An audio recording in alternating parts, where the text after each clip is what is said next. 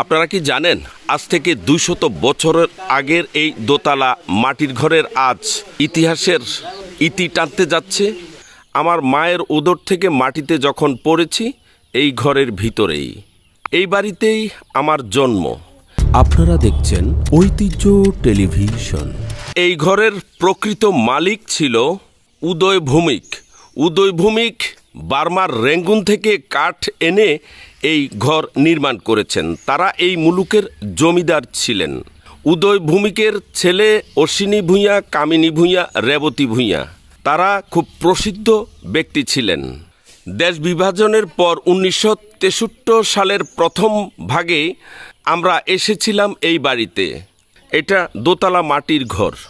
200 বছরের উদয় ভৌমিকের নির্মিত বাড়িটি আজ ভেঙে গেল এই বন্যার করাল স্রোতে। ইতিহাস এখানেই শেষ। আজ এই ঘর ভাঙা হচ্ছে। আমরা যখন এই বাড়িতে আসি তখন তারা চলে গিয়েছেন কলকাতাতে। কালের বিবর্তনে ঠায় এত বছর দাঁড়িয়ে ইতিহাসের সাক্ষ্য বহন করে চলছিল, কিন্তু এবারের বন্যার করাল গ্রাসে ইতিহাসের এখানে ইতি টানতে যাচ্ছি আমাদের এই ঐতিহাসিক দোতলা মাটির ঘরটির। প্রায় 40 ইঞ্চি পুরুত্ব যেই দেয়াল দেখেন, নিচে এইভাবেই বন্যার করাল স্রোতে ঘষে গেছে আর ভেঙে পড়ছে ধীরে ধীরে এই 200 বছরের পুরনো দোতলা মাটির ঘরটি। আমি পেছন থেকে আপনাদেরকে দেখাচ্ছি আমাদের এই বাড়ির যে দেয়াল ভেঙে পড়েছে আর দোতলা ছিল। এখানে উপরে আমরা ধান শুকাতাম এবং লোকজন বেশি হয়ে গেলে তখন আমরা উপরে উঠে থাকতাম।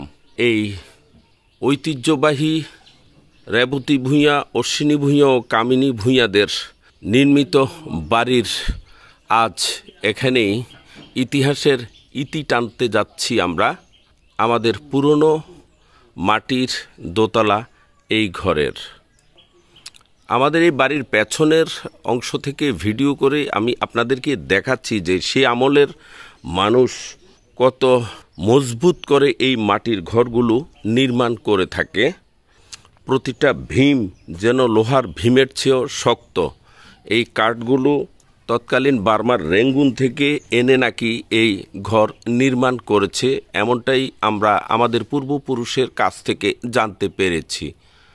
সর্বশেষ কালের সাক্ষী এই 200 বছরের পুরনো দোতলা ঘরের ইতি এখানেই টানতে যাচ্ছি।